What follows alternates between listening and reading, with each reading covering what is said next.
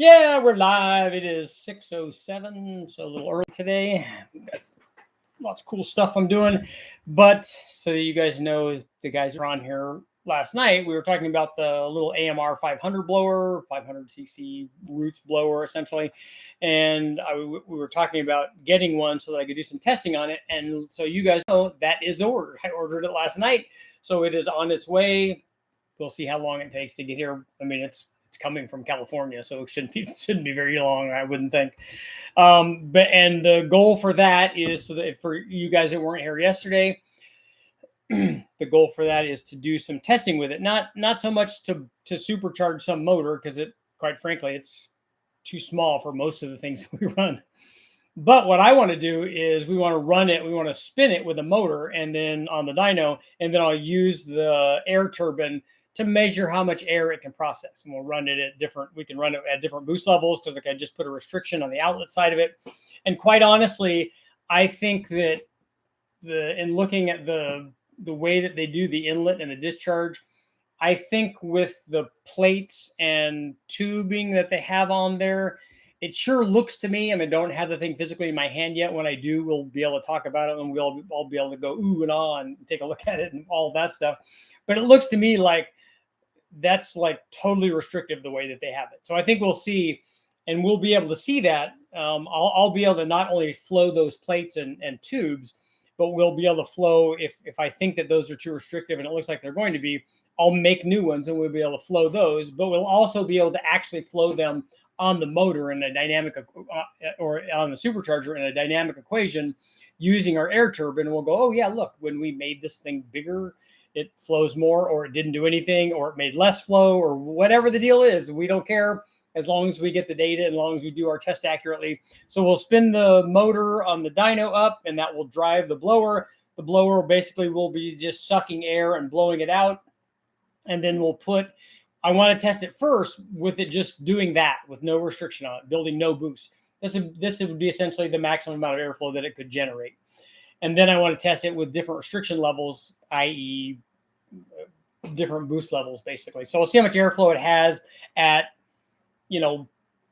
12,000 RPM, which is what they're saying, that at least the information that I have is the maximum that they want you to spin this. Quite honestly, I'd be surprised if that's it. We could spin it faster.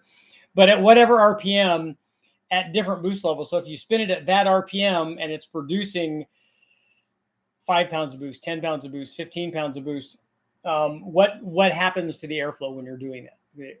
Actually, the airflow is going to go down with boost. So it'll be an interesting thing. It'll be a lightning thing for lots of people, and we'll be able to see that. And then I can make some modifications to it. If we put the bigger plates and openings and tubing on it, and radius entries, and we can hop up our little supercharger and hopefully make some more power. And that would be cool. And so we'll have airflow data. So that way people can take a look at it and go, hey, look, I can apply this to some 500cc motor that I have, or I cannot apply it because, look, it only supports 100 horsepower, 75 or 150 or whatever the number is based on the airflow. What will it support? And that way they know what applications they can add it to. And they go, well, no, I can't put this on my lawnmower because my lawnmower is only a 5 horsepower motor, and this thing can support, 10 or 15 times that, whatever the number is. But at any rate, it's better to have the data and have the information and go, yeah, look, now I know kind of what I can do with it. And then also we can find out and I thought about this today, when we do our test with a restriction to build boost in there in the tubing, I can also measure temperature. It's not going to be totally the same as what would happen in a dynamic equation with the motor actually running, but at least we'll be able to see, hey, look, at 15 pounds, it makes 100 degrees worth of charge temperature, or 200 or 300 or whatever the number is. I can't imagine if this thing is a straight lobe root style supercharger, which is what it looks like from the photos. I can't imagine it's fairly efficient at higher boost levels, because traditionally roots blowers are not good at higher boost levels, at higher pressure ratio. So it'll be interesting to see. The ideal situation on these things would be to run on an application where they would run low boost and lots of flow. That's the best thing for a roots blower. But it will be interesting to try. But today I put up a video on, and I want to get your guys' opinion on this. I put up a video on LS3 cam testing. And so what I did I didn't use the same cams because I didn't do this test. I didn't think about this test while we were doing this. This thing, a lot of this stuff comes afterwards. But what I did is show two different tests, stepping up in cam sizes. One of them with a stock cylinder head from testing that I did with Brian Tooley Racing, and then one with an Airflow Research ported head. And then that way we could compare the gains that we get with each situation. Now, the interesting thing is I got a lot of comments on this. And the comments were, well, I think that people seem to understand that if we go up in airflow, that the gains that we get could get better. If for no other reason that we're starting out higher, and if the gain is a percentage, kind of like our math that we do with boost, but if the gain is a percentage, it's going to be even if it's the same percentage, if it's the same percentage of a bigger number, it's going to be a bigger number. And we saw that with a ported head, we kind of get bigger gains with the ported head than we did with a stock head. This is an unusual situation because on the LS3, even with a stock head, it has way more than enough flow to support the power levels that we were at. So with any kind of camshaft that we would put in a stock bottom end LS3, a stock head has enough flow to support that. It will support that much power. I'm not saying that a ported head won't make more power. It probably will. But the other one has enough to support that level. You just get more because it makes it easier because there's more flow. But, when you have a cylinder head that's 380 CFM and you're running it on in this case, with the Airflow Research deal with a stage 3 cam, we were getting near 600 horsepower. That's nowhere near what that head would support. If we look then at other applications, somebody mentioned a 5-liter Mustang or a cathedral port LS. These are all good examples. The 5-liter Mustang would be the extreme other end of that. The LS3 is up here. Hey, it has really great cylinder heads, and we still got a little bit of a gain with the same kind of similar camshafts going to a ported head. On a 5-liter Mustang, you would definitely get gains. The reason for that is because you're starting out with a cylinder head that's nowhere near as good as the LS3 head is. Even as a relative situation, it's nowhere near that good. So when you add a different cylinder head, you add a huge chunk of power. The LS1 would kind of be between those two, scaled more toward the LS3, because an LS1 head, and I use any cathedral port head supports a pretty good bit of power. Not as much as a rec port head, but still it's good, and it has enough to support a lot of power. But it's also more restrictive than a rec port head. So we would expect when we change the head to a ported version of some cathedral port deal, either ported 706s, ported 799s, or even some aftermarket head, an Airflow Research, excuse me, or a trick flow cathedral port head, we would gain more power because the head itself is a little bit restrictive relative to a rec port head. 5-liter head, 5-liter port head, very restrictive. And there's other applications that are like that too. If you look at some of those where the head is definitely holding things back. In fact, on the 5-liter, really everything's holding it back. The stock camshaft is not terrible, but that's restrictive. The head's restrictive. The intake manifold, all of those are restrictive. So anything that you change, you almost have to change the other things in order to get good gains. With that LS3, it has a good intake manifold, it has a good cylinder head, you put a camshaft in it, and then you make lots of power. Now you can make it a little bit better by putting more cylinder head on it, but quite honestly, a ported head 6.2 with a camshaft in it, especially if it's a stock bottom end, you're not even close to doing what any of those heads will do. You have to have a lot more motor basically to do that. But that was an interesting test. I like seeing stuff like that, asking myself, hey, what would happen if we did this? Is this going to show anything? And sure enough, not by a ton, we ended up making 565 or 570 or something with the cams that we ran in the stock heads. And then I think we were up near 590 with the Airflow Research stuff. So the Airflow Research head is definitely better than a factory head.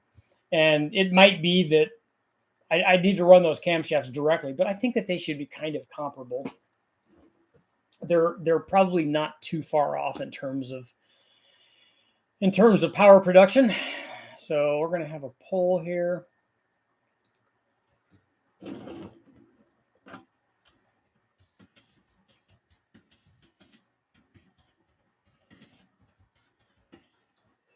about our AMR500 blower, even though we're talking about cans. We're also talking about blowers. Let's see.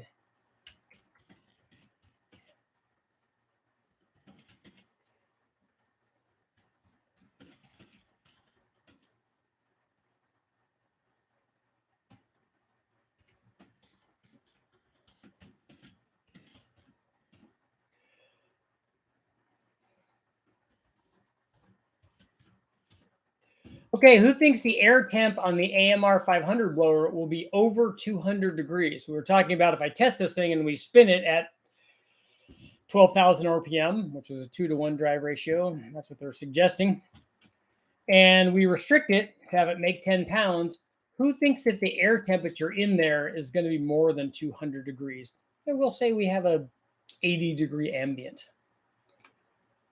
Because I know somebody, some sharp guy in there, he's going to ask that. Okay, let's see.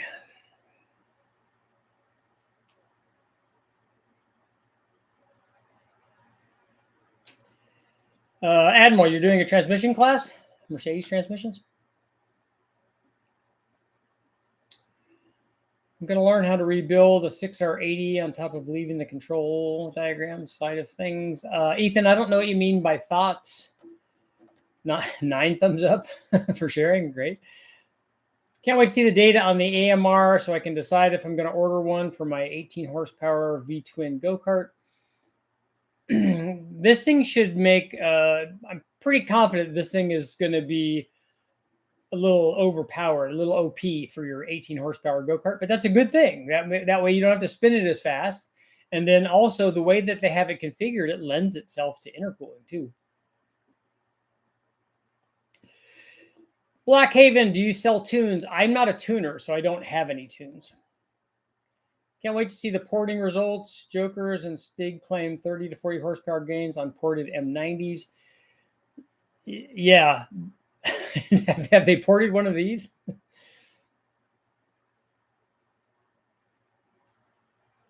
Does the AMR500 have no keyway for the gear to rotor like the AMR300? You mean is the pulley keyed? Is that what you're asking? Or the gear to the rotor?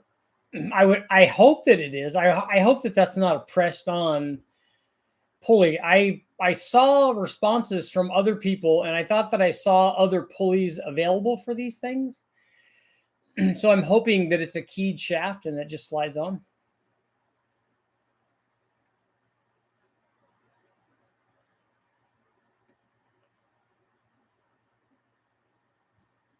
AMR300 is a straight lobe. Yeah, that's what it looks like. How much horsepower can you make with a 355? Are you asking about a 355 small block Chevy? If that's the case, cup motors back in the day were making 800 with those, even more than 800, I think.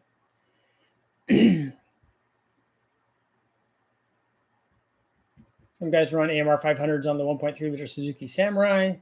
That seems like it's, what does that Samurai motor make?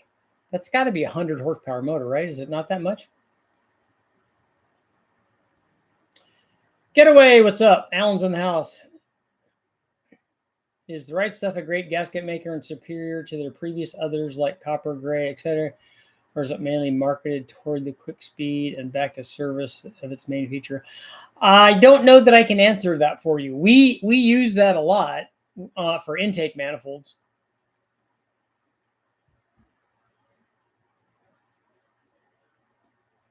And I've never had, quite honestly, and we've used the gray and the black and all that stuff. And quite honestly, I've never had an intake leak based on one of these silicones being inferior to the other. If you have a problem with silicone, it's usually because you didn't clean the surface or didn't put the right amount in, put too much or too little. It has an air pocket, those are usually the problems. It's not that, hey, look, this stuff blew out because it's not strong enough. Speaking of cylinder heads, Richard, I have a big question out of three-stroker LS1. Now, is a Cathedral 243 head limiting the potential power? Would a trick flow be a big benefit to switch to? I don't know what else you've done to your 383. Does it have a cam? Does it have an intake manifold on it? I've made 600 horsepower with 383s, and you definitely need a ported head to do that. A 243 head won't support that. A 243 head is about a 500 horsepower head. Excuse me. Working on a 94 Nissan 240SX. Ooh, it has an RB26. That's big money. Would this work on a Ford 300? Would what work? The AMR500? It's not nearly big enough.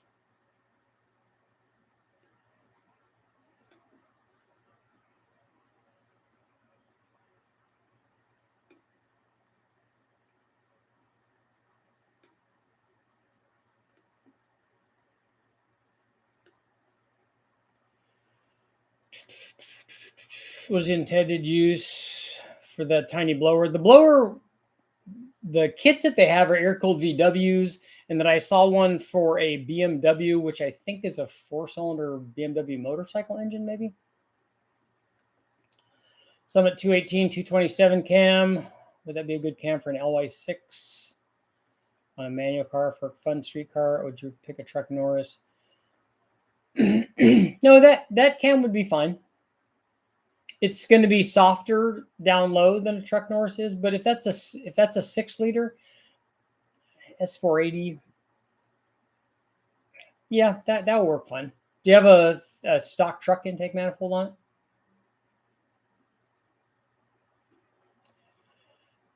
I like drifting, so an RB is good.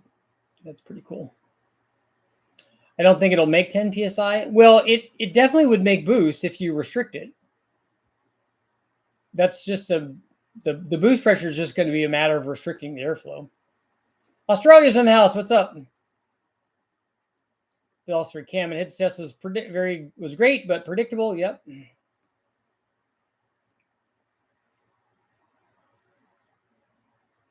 For me, I use the right stuff and have no failures, but it makes disassembly difficult. It does. I've had some factory stuff that they've silicone together that was all but permanent. We had to basically chisel the thing apart. It was pretty serious. I don't know what it was. It was a GM application. Anyone here work on a 2J? I have not.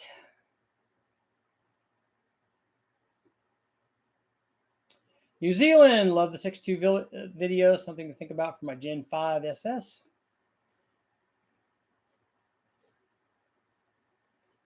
Bass tunes are for the weak. Oh, why would you throw that out there? Why do we need that sort of negativity? The AMR500 has pressed-on gears for rotor timing, 2-stroke. Okay.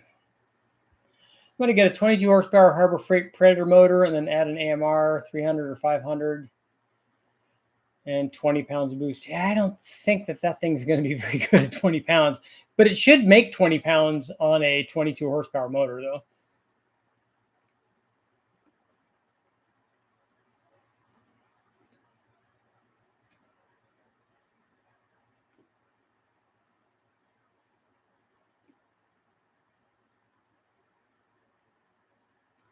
Interesting poll. That was 200 C, not 200 Fahrenheit. No, it's 200 Fahrenheit, not 200 Celsius. 200 Celsius would be a lot. A low emissions 1.3 might be as low as 70 horsepower. Is that what the Suzuki Samurai was? They were all about the torque.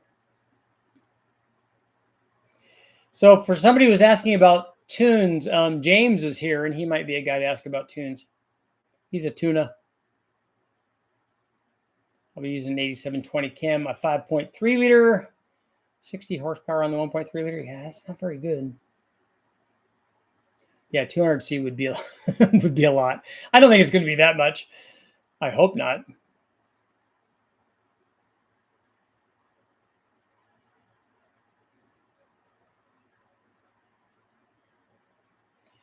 Can I find a really small turbo, something smaller than a KO3 to pair this with? The little what is it, an RB52 or something, that RB32 maybe, that I use, that the stock turbo that's on the Sprint would probably be sized for that. Okay.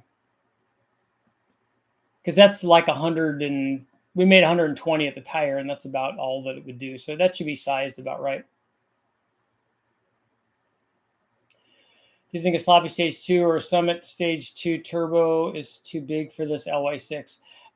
Only you can decide that. You don't need anywhere near that much cam to for the S470 to top out.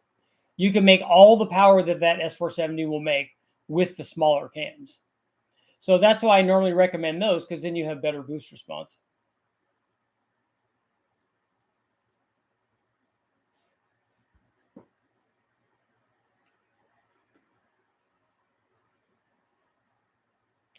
TBSS intake. Yeah, if you long as it's a long runner intake manifold, that will help with low speed response.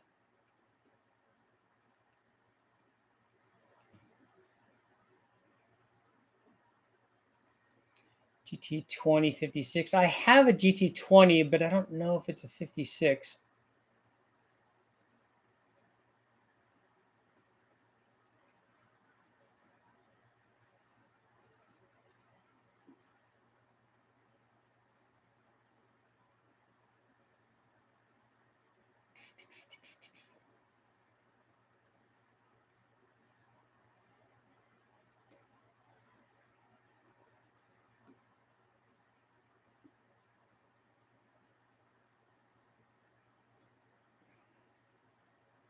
Samir, is this a street car that you're doing?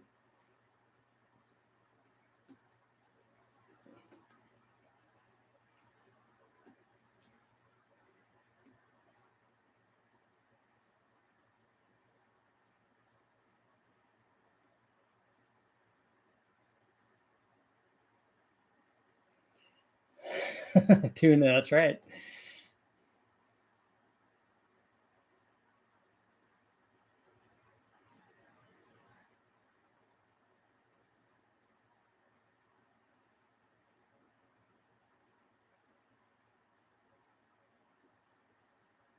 Silicone's hydroscopic.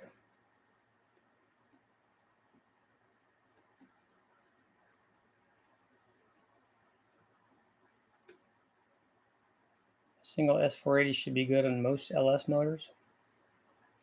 It's not a good turbo for a 4.8 liter. Not for a street one. And I don't think I'd argue that it's not a good turbo either for a 5.3 liter. Not for a street one. Not for somebody that wants response. LS1, 232, 234, 5 to 7 PSI. Is that a turbo combination or is it a blower combination?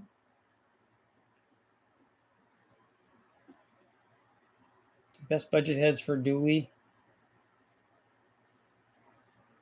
The heads that you have on it are the best ones, because if they're on there and they're running, they have a leg up on everything else. But if you want to replace the 317s that are on there, then 799s or 243s would be good.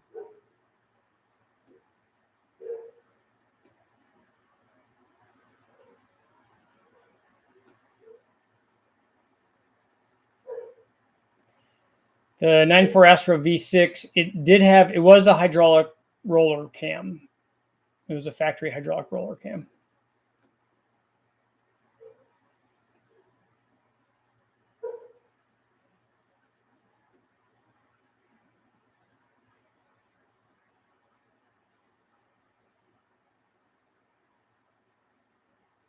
The S480 is too small for anything under 6 liters. Do you mean it's too big for anything under 6 liters?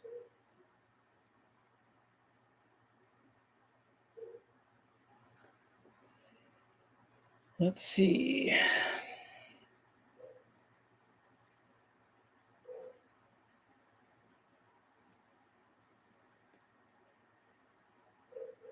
Compounding through an AMR blower should be fun.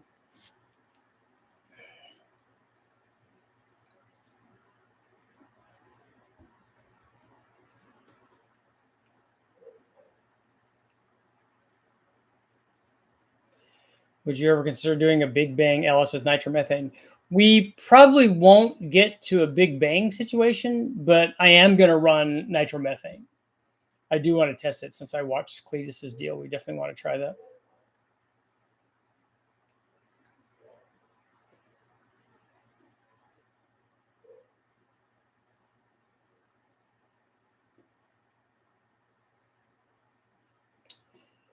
Richard, what's the most power you've seen a bad port job lose? I don't know. I haven't tested something like that.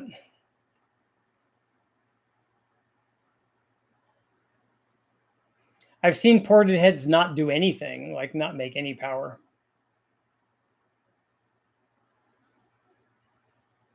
On streetcar, parts, leftover parts, LY6. It's an S480 and a T6.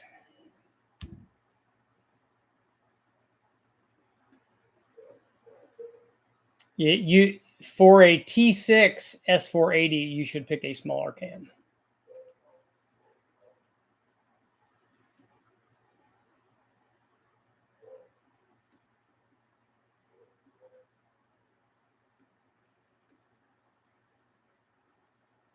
Bent all the valves on the original heads.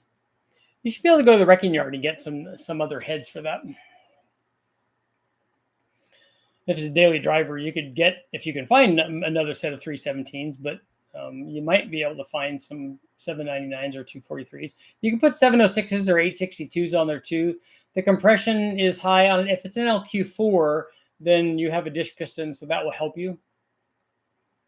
But on an NA thing that you're just driving around, that's a pretty good upgrade. A lot of guys are doing that for more torque production, and I think your fuel mileage should be better with a 706 head than a 317 head.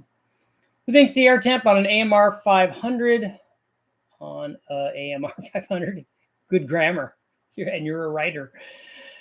Will be over 200 degrees at 10 psi. 82%. They're saying yes, it's going to be hot. It should be hot. I'm going to go over to our live chat. It's live. Yeah, it's a different thing if you're daily driving something, or if you're mostly daily driving the thing and then also take it to the track versus only taking it to the track. A guy that's only building it to only take it to the track, or spend 90% of its time, like it's a track car that I also drive, or it's a driver that I also take to the track, you would set those up differently. Because a guy that's track oriented, he's going to do things like converters and two steps and things that are going to be track only things to help him get a 60-foot time, because that's worth a lot of time there. But for a daily driver, you're going to do things where you go milder in cam and longer in their intake runner and run less RPM and get the boost response there, because 90% of the time or more, you're not going to be racing. Even when you're having fun in it, you're not lined up against somebody else. You just want the boost. You just want the turbo to spool up. You want the boost to come on, and you want to be able to take off. Having that happen sooner rather than later is a better thing. Even if you were to give up power at the top, which you rarely are using, it's much funner on stuff that responds very well.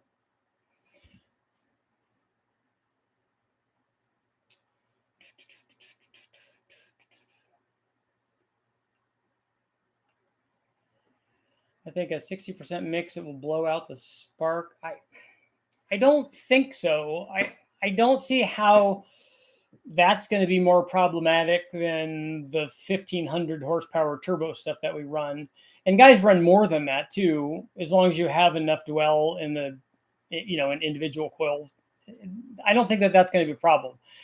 I think where you run into problems is the amount of fuel that you have to supply, and then it displacing the amount of airflow also. So I think you might get to a point where we can't add any more fuel.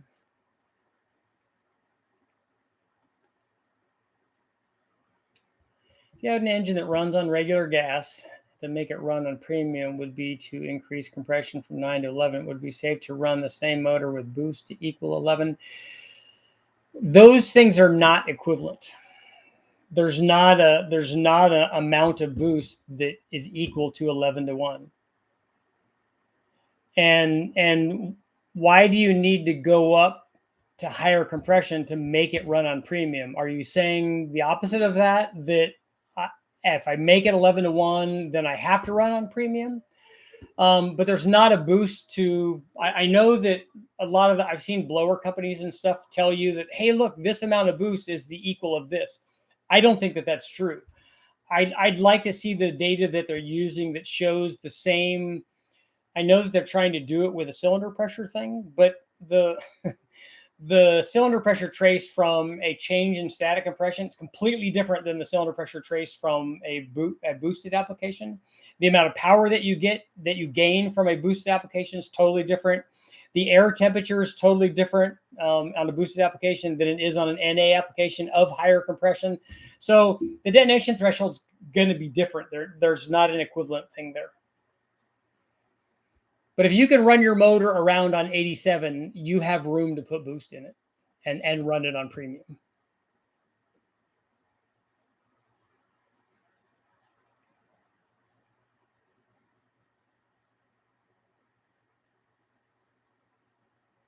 You need to see the results if you do, in fact, make some welded flutes. We'll do some kind of simple things to see if we can improve the airflow, just to see if it's tracking that direction. If we do something and we see something, we'll go, oh, well, maybe we need to get a little bit more elaborate. If we have a square opening that's 3 by 3 and the tubing is only 1 inch or 2 inch, then we go, hey, look, we got room to make this bigger. Let's make this as big as the opening is, at least, so we have less flange and more tube. And then if it does improve the flow, we're like, well, let's just take this off and see what happens. Maybe you make a radius entry or something. We'll see what we can do, and the results will steer us in the direction of, maybe should we do more.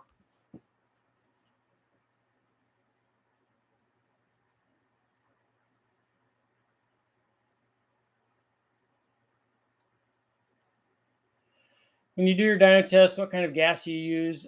NA stuff, I use 91. Boosted stuff, I normally use E85. Back in the day, there's lots of testing that happened on race gas, especially with boosted stuff. Very rarely did I ever run race gas on NA stuff. Sometimes we would put some race gas in it if we're adding nitrous to our NA combination.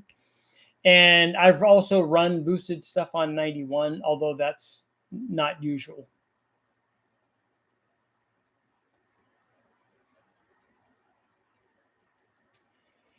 Sean, well, James, somebody has a question for you. And his question is, actually, since we have a tuna in the house, what if I'm tuned for 93, but end up somewhere that only has 91? If you have factory knock sensors, that's not going to be an issue. And are you going to be racing it around in a place that has less octane than the thing was tuned for? That's kind of on you. You shouldn't be doing that. The knock sensor should take care of that. And if you're just cruising around with that sort of fuel, then it's not going to be a problem.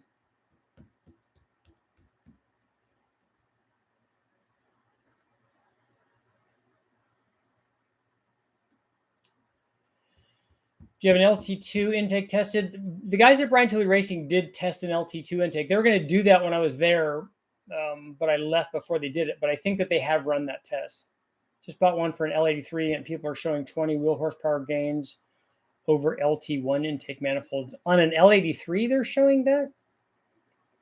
An LT1 intake manifold loses power compared to an L83 through some of the curve and then gains power at the top. But I don't know about the LT2. I'll see. I'll talk to James and see if he has some of those. Racing around for sure. I should have known, right? Why did I even ask? Barry, what's your opinion on a 266 duration cam? Is it too much for a daily on a 4.3 or Chevy V6? Is 266 the advertised number? And what is the 50 number on that? And the valve spring should be enough to work with your combination of lift and intended RPM. I'm thinking that a 266 is going to be like 218 at 50 or something.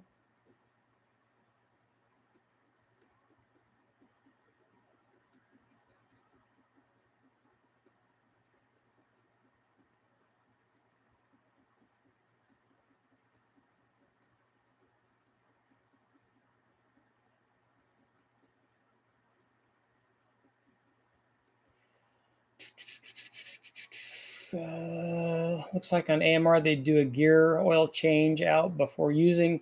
Yeah, I don't know if they come with gear oil. I don't think that they do. Most of these, or at least the ones I've seen, these are all used units. that people have refurbished. Because in fact, I read on one of the sales things that there are no new units out there, that all of these ones that people are selling are all used or refurbished. I don't know if that's the case or if they were just saying that, but that's information that I got. And a roots blower will pump out air at every RPM. Even if you spin it at 1 RPM, it will transfer stuff from one side to the other. The airflow is not going to be very high. As we go up in speed, it will go up just like an engine does. Your engine at wide open throttle at 50 or 100 or 500 RPM doesn't flow very much, but it will flow more as we go up in engine speed. Small block Chevy. Oh, that was on a 6.2. Oh, okay. That makes more sense. I was wondering why you go down that direction, but you're going to go watch the debates, the second place debates. Called trick flow today, and no information at all is available on the Ford box intake. I did get information because I talked to the guys from Summit yesterday, and they are going to redo the box R. They're going to make that. They don't have any in stock right now, but that is on their list to do. In fact, we were looking at some things that I need for a story, and they had no lower intakes for the trick flow stuff. So they had no street burner or track heat lower intake manifolds. And they had no box Rs.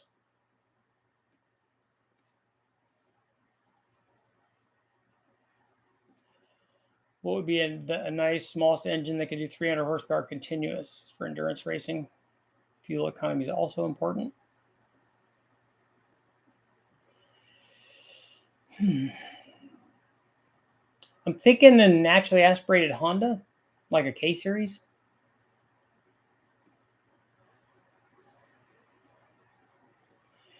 Anyone else use Matt's import version of the best cam? It's only 200, but I'm skeptical on the import version.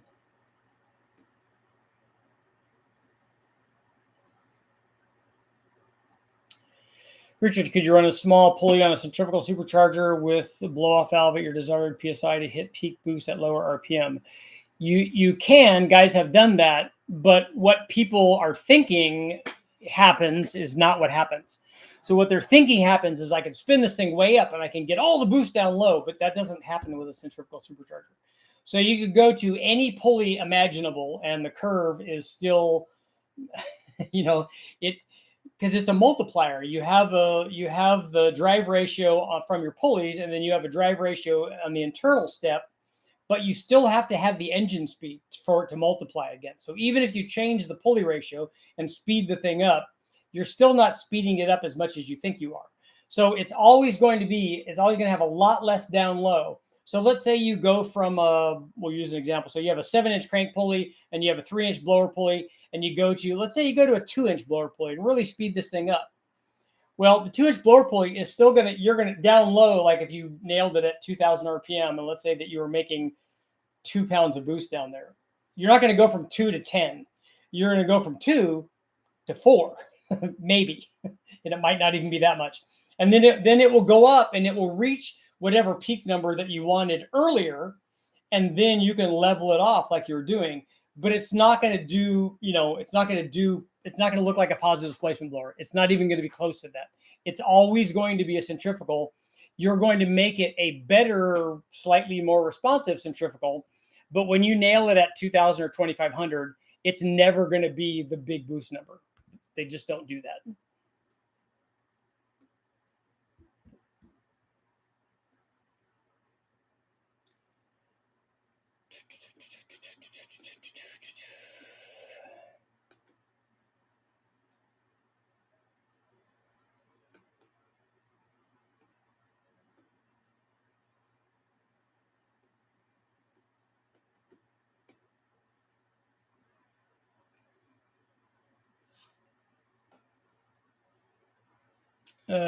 James, see my answer to Sean? I don't think that I did, James. What did you tell him? Oh yeah, no, I did. I saw the knock sensor thing. Yeah, we were on the same page.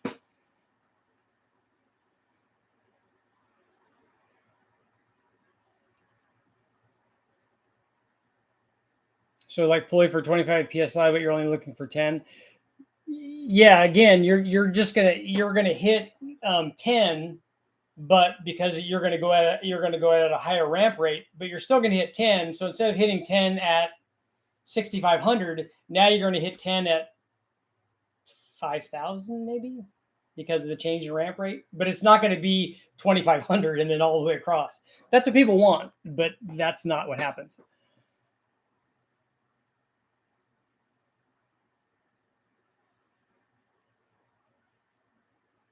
Reptile guy, what I was talking about the other day, shaved truck intakes is when you do it, it gets rid of all the weird spots for air to make turbo wonder if it changes anything.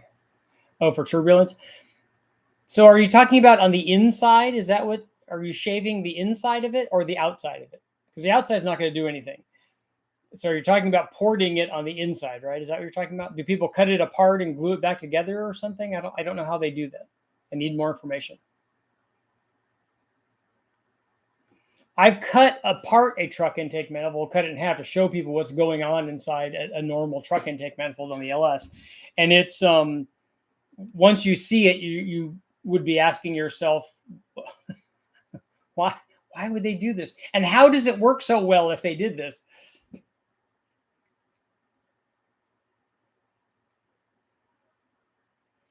What is the better Vortec dual plane intake manifold? I don't think I've run back-to-back tests on Vortec dual planes. I remember running a bunch of them on the conventional small blocks, but I don't think I've run multiple dual planes on the Vortec stuff. I would tend to go with the RPM air gap if they have that, just because they work so well on the other things.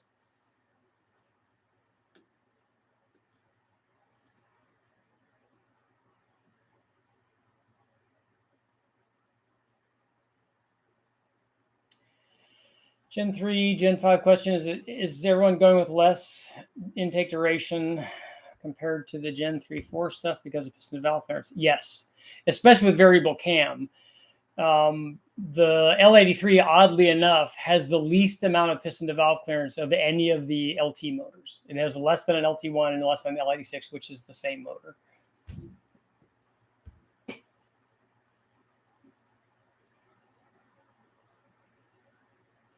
Big problem with the wastegate on the hot side of a centrifugal is it's going to cause more parasitic loss because it's moving more air. Yeah, it will be harder on stuff. In fact, the blower guys, the manufacturers will tell you not to do that, but people do it anyway.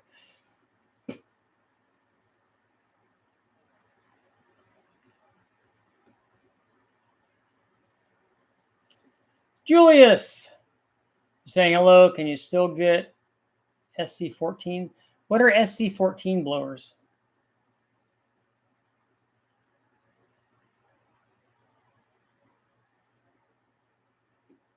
Alan, the AMR500 does lack aftermarket support. There are some things for it. Calvin has done a lot of stuff. I haven't put mine back together yet, though.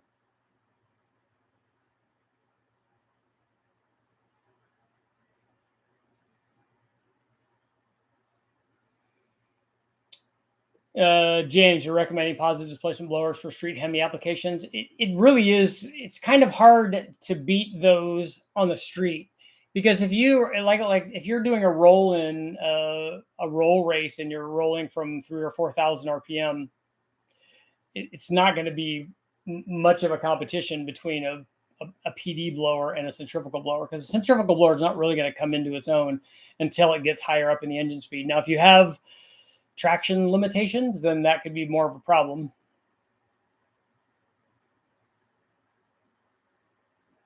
You shave the outside, but it gets rid of some big weird voids that go across the inside. So if you're shaving the outside, how does it do anything to the inside? Again, I'm just trying to visualize what you're talking about.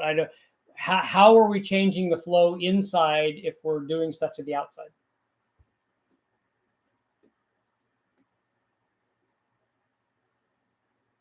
Speaking of piston to valve clearance, that cutaway engine video you did was fantastic, and I plan on using that thing more as a display thing.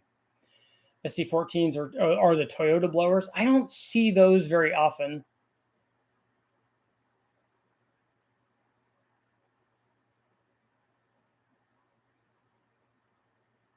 William, we already answered your question with the 350 small block. The answer is, as always, it depends. You don't have to put money out there. I thought that I already answered your question. A small block Chevy, like I said, it depends on how much money you want to put into it. There are guys making 800 or more horsepower, guys making easily 2 horsepower per cubic inch, and I'll bet if you look hard enough, you find guys that are closer to 3 horsepower per cubic inch for like absolute drag race applications. But it just depends on how much money you want to spend. So you have that at the high end, and then you have the less than 1 horsepower per cubic inch on the low end, and anywhere in between. And usually the space that the area that you are in between there is a function of how much money you want to spend and how knowledgeable you are if you're going to do it yourself, or who you know, if you know somebody that is an engine builder and can put that kind of stuff together. Most builds for a small block Chevy or small block Ford or any of these things are going to be 1.4 horsepower per cubic inch range, kind of.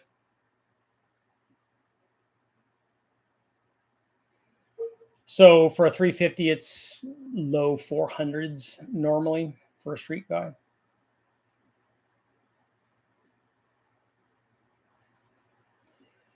There's like 10 ports on top of the intake. When you take them off, it makes big holes. You have to seal them up. Okay. Yeah, I'd have to look and see what it does.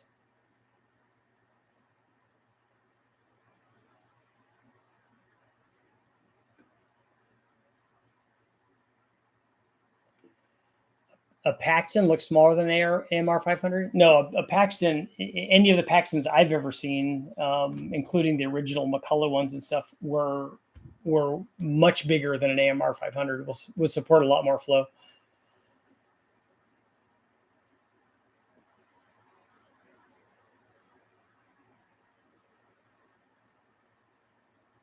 Then the AMR500 is 500 cc's per revolution. Yeah, it's a half-liter blower.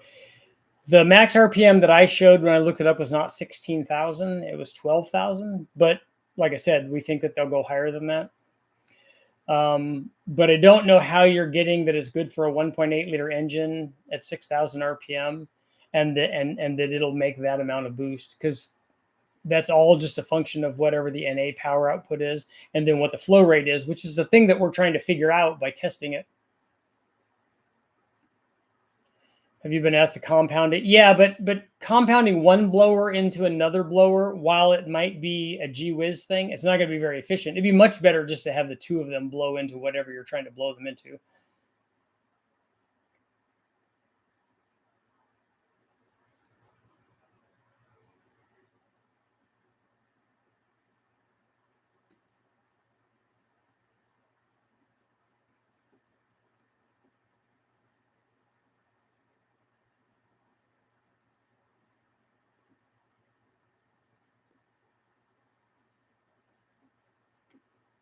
Barry, here's the V6 question.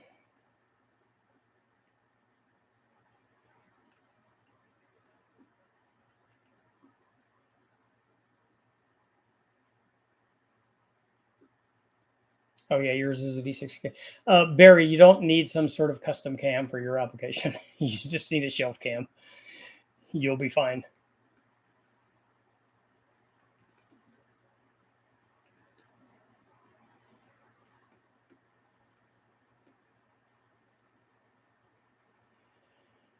An AMR500 blower in a smart car. I think somebody was talking about that last night. I don't know what the power. We can speculate all we want. I just don't know about the. I don't know about the flow rates. I don't know what kinds of good applications there would be.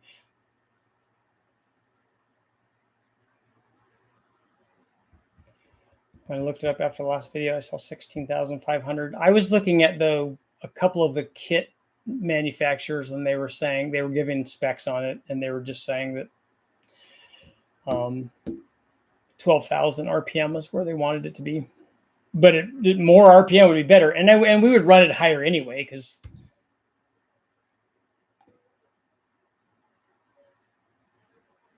whatever it makes our help it do wheelies. So who did the Boosted Boys do the? Are they the ones that did the smart car with somebody did a Hayabusa one, right? Like a turbo Hayabusa in the back of that.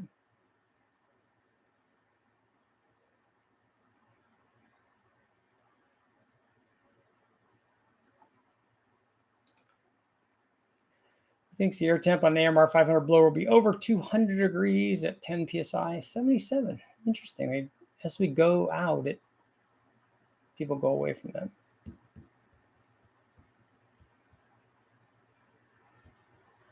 Turbo K20. I think that might be the one I was thinking of. But I remember seeing somebody have a Hayabusa one.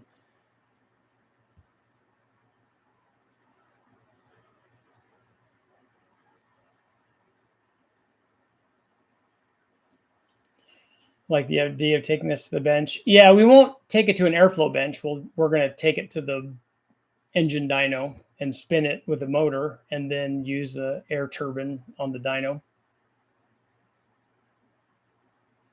Smart for fun.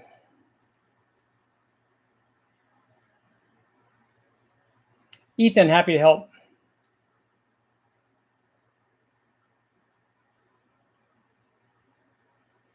Double the pressure and double the temp. It would be nice if the world worked out like that, but it doesn't work out like that with a positive displacement blower.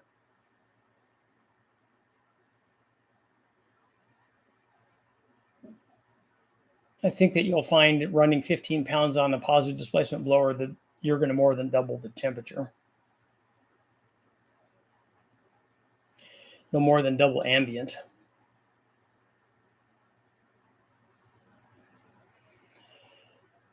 It'd be nice if we if we just had simple math like that. We just figure all this stuff out.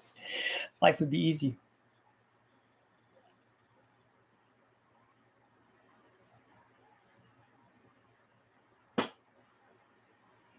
Plus 50% pressure, triple the temp. Yeah, especially the older roost blowers get really unhappy if you try to spin them. You get air bleeding back by. That's why they strip a lot of these blowers and put the strips on the lobes and stuff. It's just they're not designed for that. They're not designed for high pressure ratios. Getaway wants to know if anybody has a company that you would trust or that he could trust to make custom CV axles.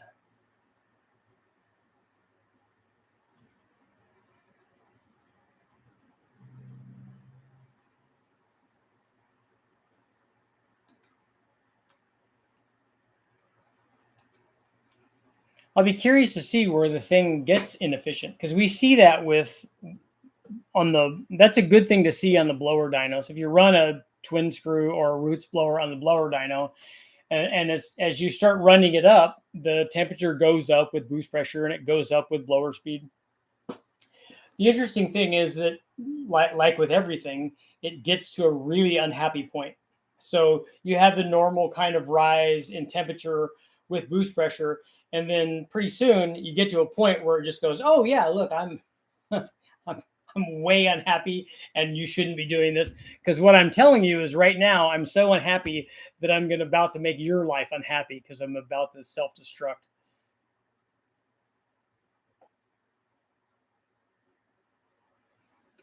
When I think about non-intercooled turbo systems, I think about the Merkur. They did have non-intercooled versions, but did the XR4 Ti also have an intercooler on it? Did they have a version like that? Now it makes me want to look. I didn't know if they did.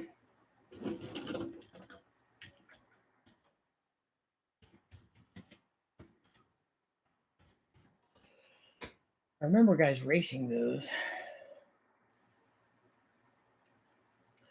XR4 Ti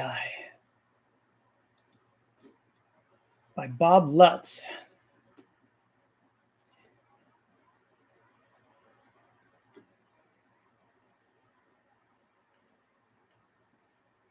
Wikipedia is not for sale.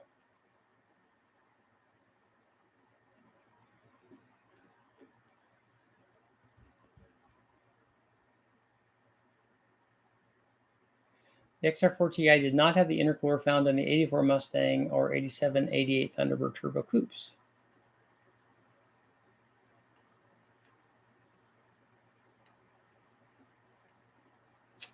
Man. So then you need to put a front mount on it, right?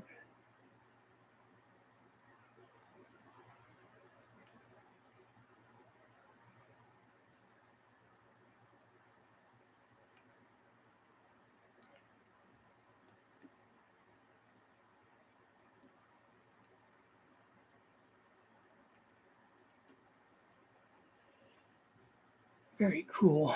I always like those cars.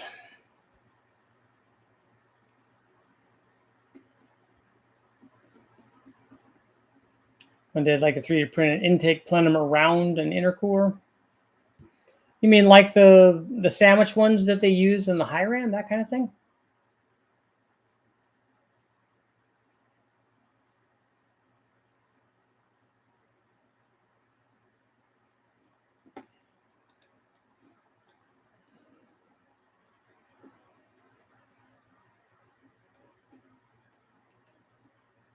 You gotta have the biplane spoiler though. That's what all the cool kids have.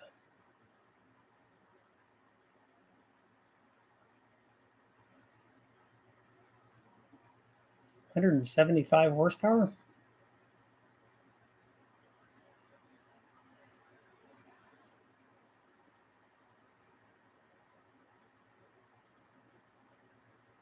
Cars with automatic transmissions had boost set 8 to 10 pounds and produce 145 horsepower. Cars with manual transmissions, maximum boost is raised at 12 to 14 pounds. That seems like a big change, and 175 horsepower. It's a lot of boost.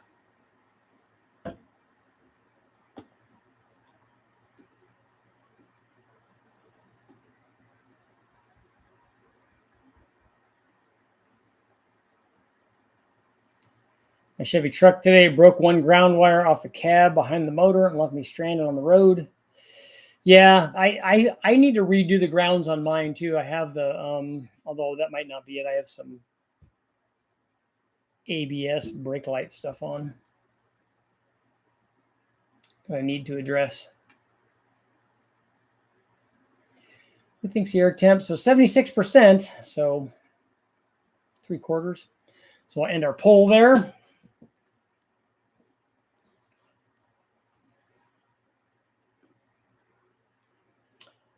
I remember seeing on the Mercurs, I think Spearco had a front mount kit for those. I think I remember Kip from Turbo doing some tech stories on those. Tim, happy to help.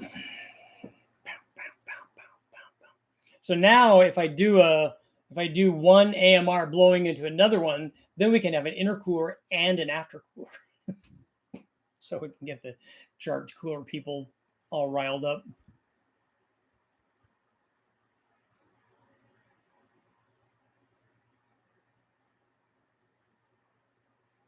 There probably needs to be 2 of those on the 2.2 liter Dodge, right? That should be enough to make some boost on a Dodge, I would think. 2 of them anyway.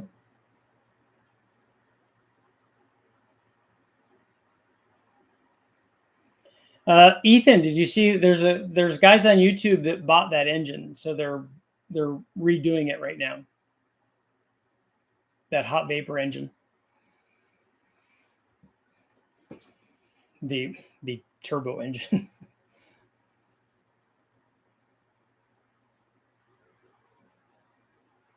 One more minute for 50 seconds left. Now it's 50 seconds. It's kind of hot up here.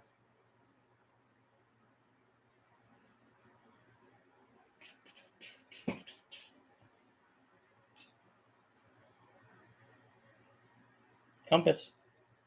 So I always know where I'm going. Richard, are you going to try water methanol injection test? I can. We have the boost cooler deal. Better not do twin AMRs before I see twin M90s.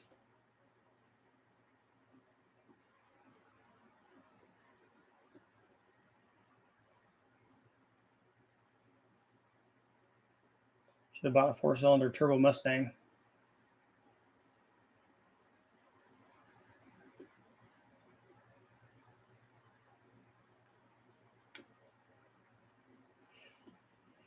And watch it now. Yeah, go take it. They've done a couple of videos on it because they did videos on them buying it and trying to get it working and figuring out what it's supposed to do and everything.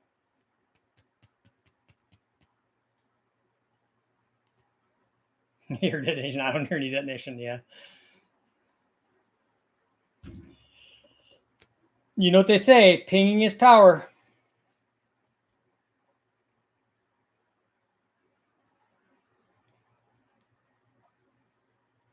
Pinging is power. And on that note, I will be back tomorrow.